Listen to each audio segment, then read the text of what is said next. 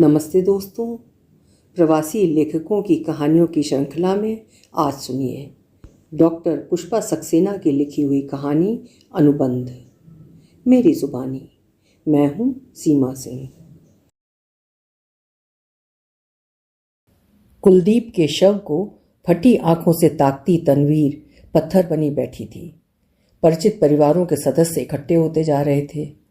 Cantt का वो area भारतीय, विशेषकर पंजाबी और सिख समुदाय का केंद्र था। तनवीर की हालत देख औरतों के आंसू नहीं थम रहे थे।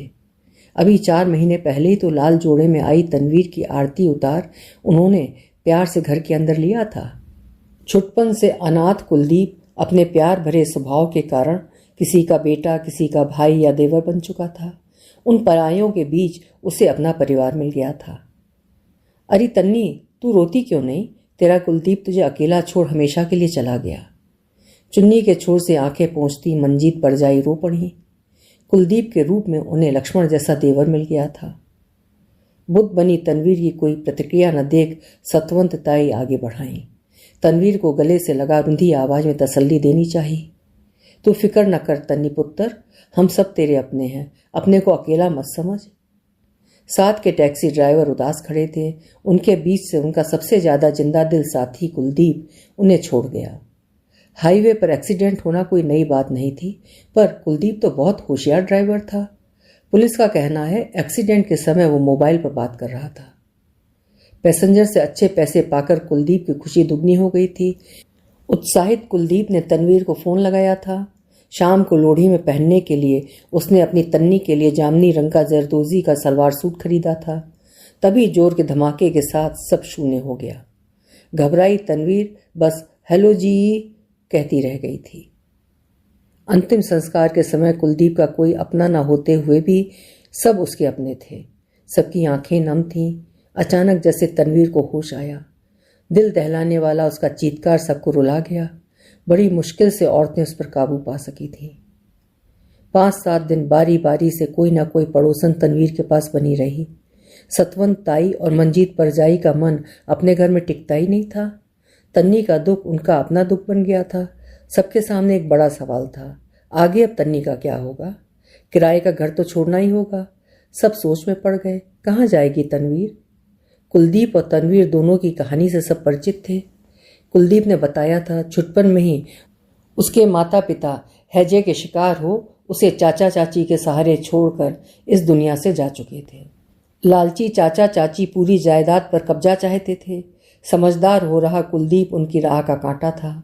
जवान हो रहे कुलदीप को शुभचिंतक गांव वालों ने इशारों इशारों में बताया था, चाचा उसकी जान का दुश्मन बन चुका है, उसके साथ रहने में उसकी जान को खतरा है। पास के गांव में रहने वाला जगजीत अक्सर कुलदीप से मिलता रहता। जगजीत जर्मनी में टैक्सी चलाता था। कुलदीप की दयनीय हालत देख उसने सलाह दी थी, यहाँ रहकर चाचे की चाकरी करके क्यों बेकार गालियां खाता है? चल मेरे साथ। कुछ दिन जर्मनी में टैक्सी चलाने के बाद अमेरिका का वीसा आसानी से मिल जाएगा। तेरी जिंदगी बन जाएगी कुलदीप। चाचा ने पूरी जायदाद अपने नाम लिखवा कुलदीप को जर्मनी के टिकट के पैसे देकर उस पर एहसान किया था। अमेरिका आकर कुलदीप की दुनिया ही बदल गई। जगजीत को वो अपना मार्गदर्शक भाई मानता। जगजीत की घरवाली मंजीत परजाई के साथ अपना सुख दुख बांटता। वो स्पष्ट कहता, खून के रिश्तों से बड़ा मन का रिश्ता होता है। जगजीत से मेरे मन का रिश्ता है, उसने मुझे नई जिंदगी दी है। जगजीत की बहन की शादी में कुलदीप भी उसके साथ उसके गांव गया था। आखिर जगजीत की बहन कुलदीप की भी तो बहन ही हुई। वापसी में तनवीर भी उसके साथ आई थी। क्यों रे कुलदीप, ये परी कहाँ से उड़ा लाया? तूने तो हमें अपनी शादी की खबर भी नहीं दी। सतवंत ताई ने मीठा उलाना दिया था। हाँ कुलदीप देवर जी, अब हमें सच सच बताओ, ये कमाल कैसे हो गया? कमलजीत परजाई ने सबके मन की बात कही थी। एक बात जान ले कुलदीप, अगर इन्हें पूरी कहानी नहीं सुनाई तो ये तुझे तनवीर से मिलने नहीं देंगी। मंजीत परजाई ने चेतावनी दे डाली। 20 दिन की बच्ची को लेकर मंजीत ननद की शादी में नहीं जा पाई थी। प्रेम कहानी सुनने को वो भी उत्सुक थी। अरे परजाई, ऐसी कड़ी सजा मत देना, चलो मैं सब बताता हूँ। औरतें चित्त स्थिर कर जिज्ञासु मुद्रा में बैठ गईं। सबके मन में कोई फिल्मी कहानी उभर रही थी। कुलदीप ने बताना शुरू किया। शादी में हम सब लड़के देर रात तक जश्न मनाते रहे। सुबह सामने वाले कुएं पर औरतें और लड़कियों की भीड़ जमा थी। सब खूब हंसी ठिठोली कर रही थी। हाँ, वही तो वक्त होता था। हम सब लड़कियां कुएं पर कुछ देर बैठकर खूब गप्पे मारते थे। कमलजीत की आंखों के सामने अपने गांव का कुआं उभर आया। हाँ हाँ, वहीं बैठकर सासों को बहू पुराण सुनाने का मौका मिलता था। सतवंत ताई की बहू ने कनखियों से सतवंत ताई को ताका। अरे कुलदीप को अपनी बात तो पूरी करने दो, अपनी कहानी फिर कभी सुना लेना, सतवंत ताई ने झड़की दी। मंजीत परजाई की बात सही है। सारी लड़कियां खूब हंसी मजाक कर रही थीं, पर उनमें से एक लड़की उदास दिख रही थी। लग रहा था कोई फूल खिलने से पहले मुरझा गया था। मुझे लगा जैसे वो मेरा ही इंतजार कर रही थी। ओए होए कुलदीपे, तू तो हीरो बन गया। अब बता, तूने अपने प्यार का इजहार कैसे किया? मंजीत ने छेड़ा। जगजीत ने बताया, वो तनवीर थी। सौतेली माँ के जुल्मों ने उसकी ये हालत कर दी थी। कभी वही तनवीर मोहल्ले की जान हुआ करती थी। सौतेली माँ की 3 और बेटियां हैं, पर घर का सारा काम तनवीर के मत्थे डाल सब मौज करती हैं। जगजीत की बातों से मुझे अपनी पुरानी जिंदगी याद हो आई। बस तभी तनवीर के साथ अपनी शादी बनाने की ठान ली। ये हुई ना मर्दों वाली बात। एक बेसहारा लड़की को सहारा देकर तूने बड़ा अच्छा काम किया कुलदीपे। सतवंत ताई के चेहरे पर खुशी थी। अमेरिका में कमाने वाला दूल्हा मिलने की बात से सौतेली माँ जल गई। शादी ना होने देने के लिए बहुत अड़ंगे लगाए, पर गांव वालों और जगजीत की मदद से शादी हो ही गई। अब तनवीर को उस घर में कभी नहीं जाना पड़ेगा जहां उसकी हालत मजदूरी से भी बदतर थी। कुलदीप बात पूरी कर चुप हो गया। चेहरे पर दृढ़ निश्चय की चमक थी। ठीक कहता है कुलदीपे, हम अपनी तनवीर को इतना प्यार देंगे कि उसे अपने पुराने दिन कभी याद ना आए। सचमुच कुलदीप के प्यार ने मुरझाई तनवीर को फूल सा खिला दिया। दोनों की जोड़ी खूब सजती। कुलदीप की तरह ही तनवीर भी सबकी प्यारी तन्नी बन गई। अब तनवीर का क्या होगा? पुरुष समाज सोच में पड़ गया। तनवीर तो टूरिस्ट वीज़ा पर आई थी। कुलदीप ने सोचा था अमेरिका में रहते हुए ही वो तनवीर का वीज़ा स्टेटस बदलवा लेगा। कुलदीप खुद ग्रीन कार्ड पर था। तनवीर कानूनन 6 महीने से ज़्यादा अमेरिका में रह नहीं सकती। भारत लौटाने का मतलब उसे फिर उसी नरक में झोंक देना था। वयोवृद्ध सरदार कुलवंत सिंह ने समस्या उठाई। अब हमें सोचना है तनवीर पुत्र की मदद कैसे की जाए। सच तो यह है ताया जी, इधर कुआं है तो उधर खाई है। तन्नी को इंडिया नहीं भेजा जा सकता। हमारा कुलदीप उसे जिस आग से बचाकर लाया है, हम तन्नी को उसी आग में जलने को नहीं भेज सकते। पर यहाँ रहने में भी कानूनी अड़चन है, जगजीत ने संजीदगी से कहा। सब सोच में पड़ गए। अचानक हरजीत ने एक चौंकाने वाला प्रस्ताव सबके सामने रख दिया। अगर माफ़ी मिले तो जो एक तरीका दिमाग में आ रहा है बताऊं? हाँ हाँ, बेखौफ अपना तरीका बता पुत्र। तन्नी पुत्र की खुशी हमारे लिए सबसे ऊपर है। अमरिंदर को जानते हैं ना ताया जी? अरे उसे कौन नहीं जानता, पूरी बिरादरी को बदनाम कर रहा है। सरदार जी का चेहरा कठोर था। इस मुश्किल वक्त में वही हमारी मदद कर सकता है ताया जी, हरजीत ने झिझकते हुए कहा। क्या कह रहा है हरजीते? इसी अमरिंदर ने पहले 50 साल की एक औरत के साथ शादी बनाकर अमेरिका की सिटीजनशिप ली। उसे तलाक देकर इंडिया से सुरजीत के साथ शादी करके उसे लाया। उससे भी तलाक हो गया तो अब उसने ये धंधा बना लिया है। पैसे लेकर जरूरत की लड़कियों से शादी करता है, उन्हें तलाक देकर खुला घूमता है। ऐसे नीच इंसान से कौन सी मदद मिलेगी? अमरिंदर के नाम से भी नफरत होती है। सरदार जी के चेहरे पर नफरत साफ थी। हाँ, कहने को तो वो ऑटोमोबाइल्स पार्ट्स की दुकान का मालिक है, पर असल में वो औरतों को परमानेंट वीसा दिलाकर पैसे कमाता है। इसके बावजूद कहता है वो किसी की मजबूरी का कोई फायदा नहीं उठाता, बल्कि उनकी मदद करता है, जगजीत ने नाराजगी से कहा। ये सच बात है। असल में अमरिंदर को न जाने क्यों औरत जात से नफरत है।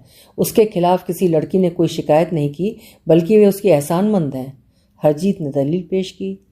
तू कहना क्या चाहता है हरजीते? साफ लफ्जों में अपनी बात कह, सरदार जी ने जानना चाहा। तनवीर की शादी अरमिंदर से करवानी होगी। अरमिंदर की बीवी बनकर तनवीर को स्थायी वीज़ा मिल जाएगा। परमानेंट वीज़ा के बाद तनवीर यहाँ रहने और काम करने को आज़ाद होगी। हरजीत ने बात साफ साफ कह दी। तेरी बात का मतलब हम मासूम तन्नी को उस भेड़िए के यहाँ सौंप दें? जगजीत ने गुस्से से कहा। हम सब अमरिंदर से बात करेंगे। ये बात साफ साफ बता दी जाएगी कि ये शादी बस नाम के लिए होगी। उसकी मदद से तनवीर की मदद हो सकती है। क्या अमरिंदर पर यकीन किया जा सकता है? अगर उसने तन्नी की मर्जी के खिलाफ कोई जबरदस्ती की तो? जगजीत ने सवाल किया। अगर उसने ऐसा करने की गलती की तो हम सब मिलकर उसे ऐसा सबक सिखाएंगे कि उसकी अकल ठिकाने आ जाएगी, हरजीत ने दृढ़ता से कहा। हरजीत की बात में दम था, पर अंजाम खतरनाक भी हो सकता है। बहुत सोचने पर सबका फैसला हरजीत के पक्ष में ही था। तनवीर को इस नाम की शादी के लिए राजी करने की जिम्मेदारी औरतों को दी गई। तनवीर को समझा पाना आसान नहीं था। इंडिया वापस जाने के नाम पर तनवीर कांप उठती। आते आते सौतेली माँ ने कड़ी चेतावनी दी थी, अमेरिका का लड़का फांस कर हमारा बड़ा नाम किया है, खबरदार जो दोबारा इस घर में पांव रखने की जरूरत की। तेरे लिए इस घर के दरवाजे हमेशा के लिए बंद हो चुके हैं। पलट कर मुंह दिखाया तो तेरी खैर नहीं। देख तन्नी, तू मेरी छोटी बहन जैसी है। तेरी भलाई के लिए ही हमने ये फैसला लिया है। कुलदीप नहीं चाहता था तू कभी वापस इंडिया जाए। यहाँ रहकर तू एक नई जिंदगी जी सकती है, पर उसके लिए पक्का वीज़ा चाहिए। सबके समझाने से तनवीर का विरोध ज़्यादा देर नहीं टिक सका।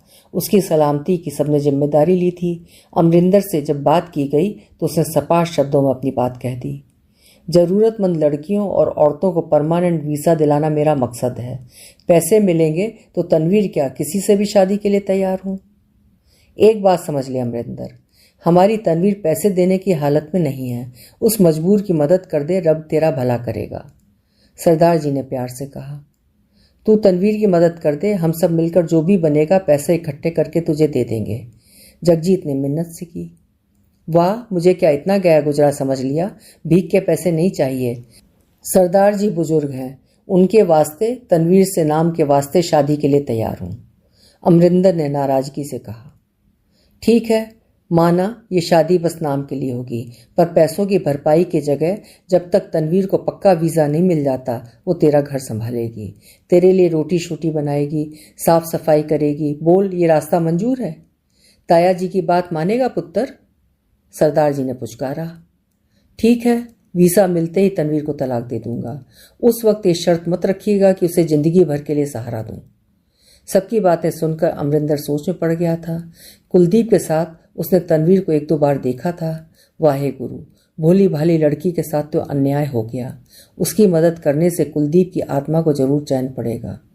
अमरिंदर की हाँ से सबके चेहरे चमक उठे। हमें तेरी हर बात मंजूर है, हम ऐसी कोई शर्त नहीं रखेंगे। सबने आश्वस्ति की सांस ली। गुरुद्वारे में दोनों के विवाह के समय सारी बिरादरी इकट्ठी थी। तनवीर के आंसू चुन्नी से पोंछ सतवंत ताई ने तसल्ली दी। घबरा मत तन्नी, शादी तो नाम के वास्ते है। कुछ महीनों बाद यहाँ हमारे साथ अमेरिका में रहने के लिए तू आज़ाद होगी। हम सब भी तेरे साथ हैं। मेरे को तो लगता है अमरिंदर जैसा इंसान भी हमारी तन्नी के साथ अच्छा इंसान बन जाएगा, और अगर दोनों के मन मिल गए तब तो बल्ले बल्ले। क्यों तन्नी?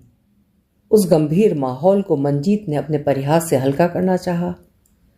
आंसू भरी आंखों के साथ तनवीर उस बदनाम अमरिंदर के घर आ गई। विश्रंखल घर पर उचाट नजर डालती तनवीर से अमरिंदर ने कहा, एक बात अच्छी तरह से समझ ले, इस घर को अपना घर समझने की भूल कभी मत करना। ये कमरा तेरा वेटिंग रूम है। जिस दिन तेरा टिकट मिल गया अपनी गाड़ी पकड़कर चलती बनना। जी। आंखें फिर भर आईं। एक बात और साफ कर दूं, ये मेरा घर है, यहाँ गृहस्थी जमाने की कोशिश मत करना। घर में कुछ बर्तन जरूर पड़े हैं, पर रोटी पकाने का कोई सामान नहीं है। अब कुछ वक्त तुझे यहाँ रहना है तो कुछ इंतजाम करना होगा। आज बाहर से खाना आ जाएगा। अच्छी मुश्किल में पड़ गया। अमरिंदर का आक्रोश फूट पड़ा। अमरिंदर के जाने के बाद एक छोकरा खाने की थाली के साथ आ पहुंचा। परजाई जी, आपके लिए खाना लाया हूँ, अमरिंदर प्राजी ने कहा है, उनका इंतजार न करें। अपनी बात पूरी कह छोकरा चला गया। तनवीर की रुलाई उमड़ रही थी। कुलदीप उसे कितना प्यार से खाना खिलाता था, पर अब कुलदीप कहाँ था? खाना छूने का भी मन नहीं किया। आंखों से नींद भाग चुकी थी। क्या से क्या हो गया? देर रात दरवाजा खुलने की आवाज पर तनवीर डर गई। कमरे की खिड़की से बाहर झांकने पर हाथ में बोतल के साथ डगमगाते कदमों के साथ अमरिंदर आता दिखाई दिया। नशे में धुत वो अपने कमरे में चला गया। इस आदमी के साथ तनवीर कैसे रहेगी? सुबह नहा धोकर तनवीर पाठ कर चुकी थी। उस अजनबी माहौल में उसे समझ में नहीं आ रहा था कि वो क्या करे। पता नहीं वो चाय पीता है या नहीं। ताई ने समझाया था, समझदारी से कुछ वक्त निकालना होगा तन्नी, अपने को उससे बस दूर रखना। इस बीच उसकी और उसके घर की ठीक से देखभाल कर लेना पुत्र, रब सब भला करेगा। तनवीर की सोच को अमरिंदर की आवाज ने तोड़ा। देखता हूं कल रात खाना नहीं खाया, थाली वैसी ही रखी हुई है, क्यों तन्नी? जी भूख नहीं थी। एक बात समझ ले, यहाँ कोई मान मनोबल करने वाला नहीं है। ताया जी ने कहा है तू सारा घर संभालेगी, भूखी रहकर काम कैसे कर पाएगी? चाय पीती है? जी, आप चाय लेंगे? डरती तनवीर ने पूछा। मैंने कहा ना अपने काम से काम रख, मेरी जिंदगी में दखलंदाजी का गुनाह मत करना। कल कुछ सामान आया है, चाय की पत्ती चीनी होगी, दूध फ्रिज में होगा। अपनी बात कहकर अमरिंदर चला गया। जाते जाते ताकीद करता गया, अनजान बंदे के लिए दरवाजा मत खोलना, अपने लिए जो दिल चाहे पका ले। रात की अनछुई थाली में से एक रोटी गले से उतार तनवीर ने पानी पी लिया। इस जिंदगी की तो उसे आदत डालनी ही होगी।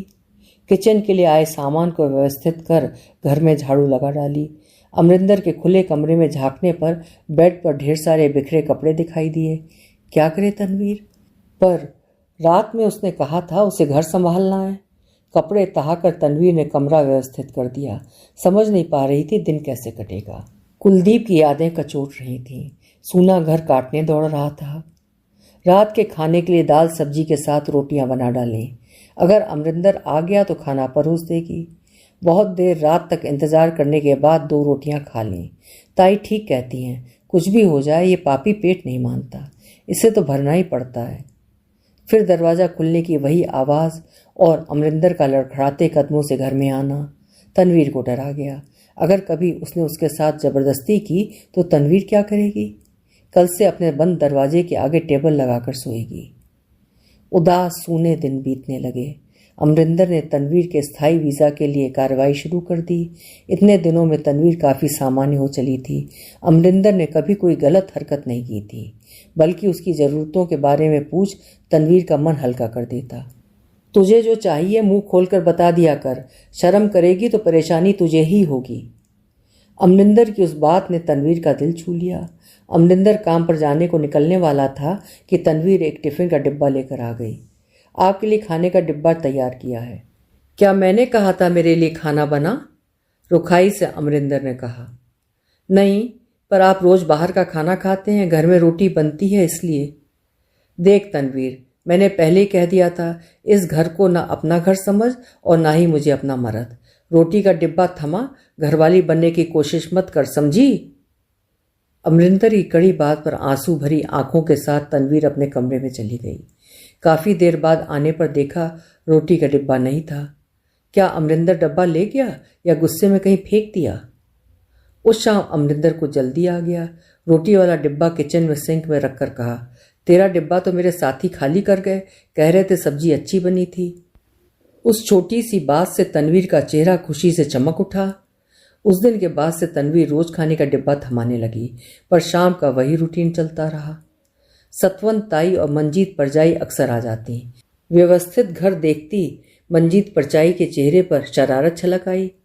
वाह तन्नी, देखती हूँ तूने अमरिंदर का घर तो खूब संवार दिया है, घर चमक रहा है। एक बात बता, क्या घर के मालिक को भी संभाल दिया है? चुप कर मंजीत, जो मुंह में आता है बोल देती है। सही गलत का तो ध्यान रखा कर। हाँ तन्नी पुत्र बता, वो मुआ तेरे को परेशान तो नहीं करता?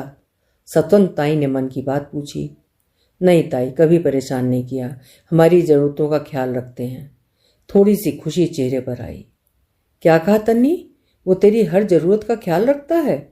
मंजीत कान में फुसफुसाई। शर्म से तनवीर का चेहरा लाल हो आया। ताई ने आश्वस्ति की सांस ली। चल, सुनकर तसल्ली हुई। हम सब डरते थे कहीं वो तेरे साथ कोई बदसलूकी ना करे।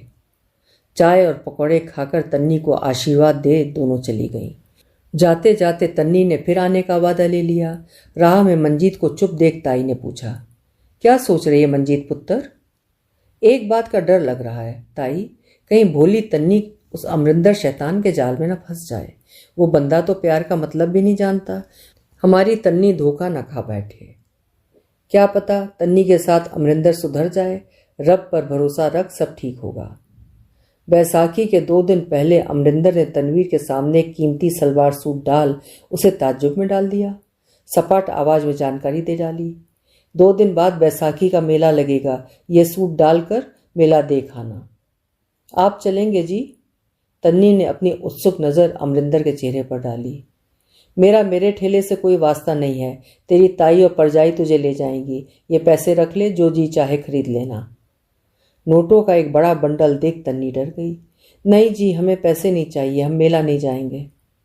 बेकार की बातें सुनना मेरी आदत नहीं है, ये औरतों का मनपसंद मेला है, तू जरूर जाएगी। मैं परजाई को बोल चुका हूँ, वो साथ ले जाएगी। तनवीर की हाँ ना का इंतजार किए बिना वो चला गया। बैसाखी मेले के लिए मंजीत के साथ कई औरतें आई थीं। नया सूट पहने तन्नी को निहारती मंजीत की नज़र ठहर गई। वाह तन्नी, तू तो परी दिख रही है, बड़ा प्यारा सूट डाला है। वो लाए थे। शर्माती तन्नी बस इतना ही कह सकी। ओए होए, ये वो कौन है जी? सबकी हंसी ने तन्नी का चेहरा लाल कर दिया। मेले में सबने खूब मजे किए, झूले की ऊंची पेंगे चढ़ाई, खूब मिर्ची वाली चाट के चटकारे लिए, फोटो खिंचवाई, बिंदी चूड़ियाँ खरीदी। उतनी देर के लिए तनवीर अपना दुख भुला बैठी। लौटने पर आशा के विपरीत अमरिंदर घर में था। कैसा रहा मेला? अचानक सवाल पूछ अमरिंदर ने चौंका दिया। बहुत मजा आया, औरतों का गिद्दा खूब जमा, मंजीत परजाई ने जबरदस्ती चूड़ियाँ दिलवा दी। ठीक है, बहुत रात हो गई, जा सो जा। अपने कमरे का दरवाजा बंद कर अमरिंदर ने तन्नी के उत्साह पर ठंडे पानी की छींटे डाल दिए। तन्नी सोच में पड़ गई, क्या उससे कोई गलती हो गई? अब तन्नी को जिंदगी दूभर नहीं लगती। उसे अमरिंदर की प्रतीक्षा रहती, उसका मनपसंद खाना बना, उसकी तारीफ के 2 शब्द सुनने को आतुर रहती। समझ नहीं पाती अमरिंदर को लोग खराब बंदा क्यों कहते हैं। उसने तनवीर के साथ न कभी बदसलूकी की, न उसकी स्थिति का फायदा उठाने की कोशिश की, उल्टे उसकी जरूरतों का ख्याल रखा। कुलदीप की यादें धूमिल पड़ने लगी थीं। अपनी नई जिंदगी से उसने समझौता कर लिया था। अचानक एक दिन अमरिंदर को शराब पीते देख वो कह बैठी, आप इतनी शराब ना पिया करें, नुकसान करती है। मेरे चाचा की मौत, मेरे फायदे नुकसान से तुझे क्या लेना देना है? इस बारे में तो सुरजीत का कहा भी नहीं माना। तन्नी की बात बीच में काट रुखाई से अमरिंदर ने कहा, जी ये सुरजीत कौन थी? भोलेपन से तन्नी सवाल कर बैठी। थी नहीं, है। उसकी यादें इस दिल में इतनी गहरी बैठी हैं, उन्हें कोई मिटा नहीं सकता। मेरी सब कुछ है सुरजीत। अब कहाँ है? मुझे छोड़ गई, मेरे ही दोस्त के साथ घर बसा लिया, पर मैं ताउम्र उसका इंतज़ार करूँगा। अगर मेरा प्यार सच्चा है तो मेरे पास ज़रूर वापस आएगी। न जाने क्यों अमरिंदर की बात से तनवीर का दिल बैठ गया। कई कहानियां याद हो आईं।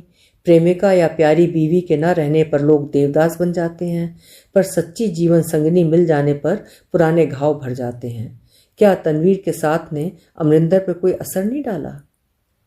2 दिन बाद हाथ में लिफाफा लिए अमरिंदर ने खुशी खुशी तनवीर से कहा, ले तेरा टिकट आ गया, तुझे यहाँ रहने का परमानेंट वीज़ा मिल गया। आज से तेरी छुट्टी, खुशी मना, जहाँ जी चाहे जाने के लिए आज़ाद है। कहाँ जाएं हम? तनवीर की आवाज़ जैसे गहरे कुएं से आ रही थी। अरे अब तू जो चाहे कर सकती है, तलाक होते ही किसी ठीक इंसान के साथ शादी करके घर बसा सकती है। क्या तुम ठीक इंसान नहीं हो? हम यहाँ क्यों नहीं रह सकते? क्या कह रही है? कहीं तू अपने को मेरी घरवाली तो नहीं मान बैठी? देख तन्नी, मैंने पहले कह दिया था, जिस दिन तेरा टिकट आया तुझे यहाँ से जाना होगा। मेरा घर तो तेरे लिए मुफ्त की सराय था, अब तेरा दाना पानी यहाँ से उठ गया। हम इस घर के कोने में पड़े रहेंगे जी, हमें यहाँ रहने दीजिए। तन्नी की आंखों से आंसू गिर रहे थे। आंसू बहाना बेकार है, मैंने तुझे कोई धोखा नहीं दिया है। पहले साफ साफ बता दिया था, तेरा मेरा कोई रिश्ता नहीं है। मैं प्यार व्यार में यकीन नहीं रखता, समझी? अगर ये सच है तो सुरजीत को क्यों याद करते हो? अचानक तन्नी तड़प उठी थी। सुरजीत का नाम मत ले, एक सच जान ले, इस दुनिया में पैसा ही सब कुछ है। अगर उस वक्त मेरे पास इतने पैसे होते तो सुरजीत क्यों जाती? अमरिंदर की आवाज़ तल्ख हो आई। हमें पैसों का जरा भी मोह नहीं है, हम आपका घर देखेंगे। फिर वही बात, जब तू मुझे आज़ाद करेगी तभी तो किसी और के साथ जाकर शादी बनाकर मैं पैसे कमाऊंगा। तेरी वजह से अपना धंधा चौपट नहीं कर सकता, समझी? मैं तेरे से तलाक की अर्जी दे रहा हूँ। ठीक है, हमें भी कोई पैसा कमाने वाला काम दिला दो, हम चले जाएंगे। चुन्नी से आंसू पोंछ डाले तन्नी ने। तू किसी के साथ शादी बनाकर आराम की जिंदगी जी सकती है। तू कहे तो कोई अच्छा सा लड़का देखूं? नहीं नहीं, हमें शादी नहीं बनानी। शादी का सुख हमारे नसीब में नहीं है जी। अमरिंदर सोच में पड़ गया। कुछ देर बाद बोला, तू पढ़ी लिखी तो है नहीं। कोई ठीक काम अंग्रेजी जाने बिना मिल नहीं सकता। 5वीं पास औरत क्या कर सकती है? हम कोई भी काम कर सकते हैं। किसी के घर रोटी पकाने का काम तो मिल जाएगा।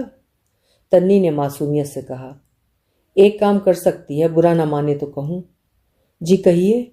तन्नी की आंखों में आशा झलक उठी। मेरे चाचे का बेटा हरविंदर अमेरिका आना चाहता है, पर आजकल वीज़ा मिलना बहुत मुश्किल है। तू उसके साथ शादी बनाकर मुंह मांगे पैसे पा सकती है। देख, मैंने मुफ्त में तेरी मदद की है। तू पैसे लेकर मेरा एहसान उतार सकती है।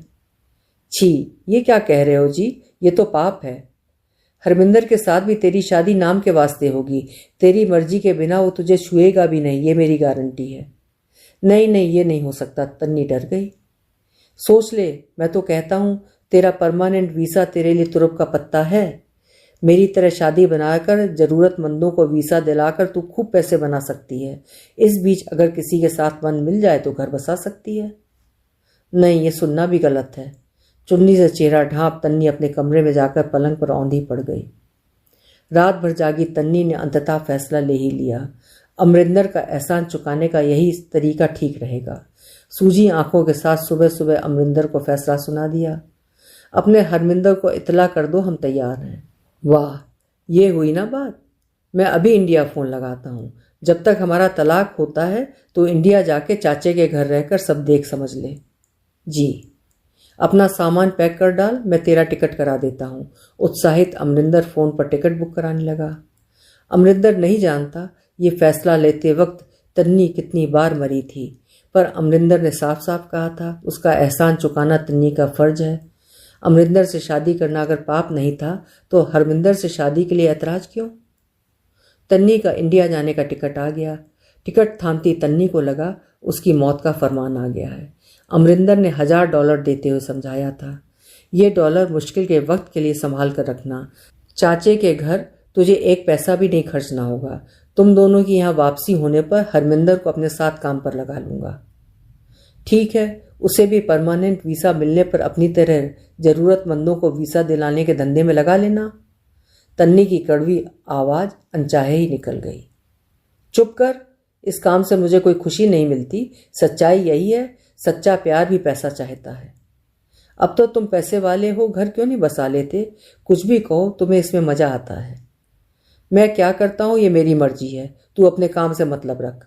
अपनी जिंदगी में दखलंदाजी का हक मैंने किसी को नहीं दिया है, अमरिंदर ने कड़ाई से कहा। जगजीत उसे एयरपोर्ट पर छोड़ने के लिए अपनी टैक्सी के साथ आ चुका था।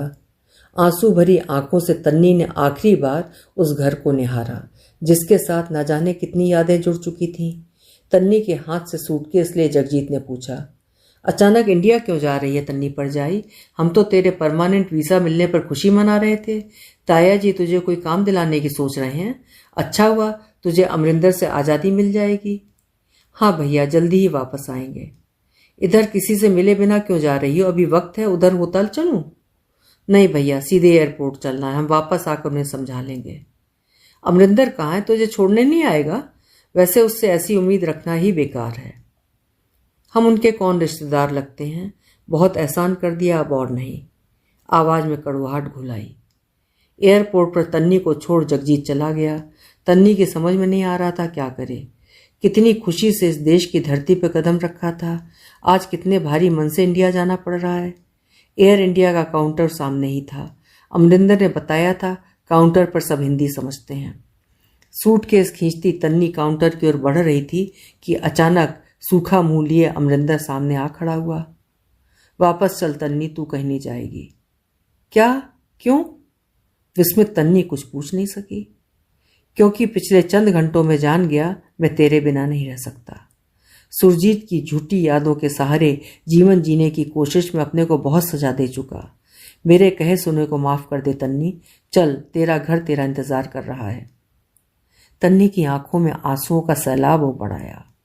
अमरिंदर की फैली बाहों में तन्नी समा गई। अभी आप सुन रहे थे डॉक्टर पुष्पा सक्सेना जी की लिखी हुई कहानी अनुबंध। कहानी सुनिए और अगर पसंद आए तो लाइक और शेयर ज़रूर करें और चैनल को सब्सक्राइब भी करें। कल फिर मिलेंगे। आपका समय शुभ हो।